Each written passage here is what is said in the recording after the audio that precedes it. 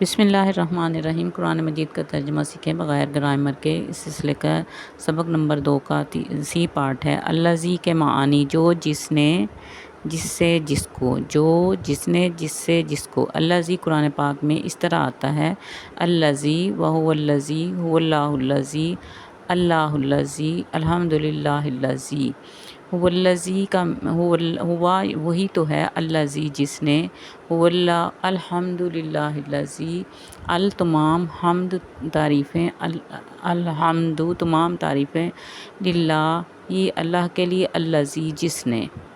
بسم اللہ الرحمن الرحیم۔ قرآن پاک کا ترجمہ سیکھیں بغیر گرامر کے۔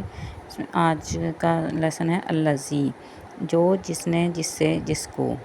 اس کے 4 معنی ہیں۔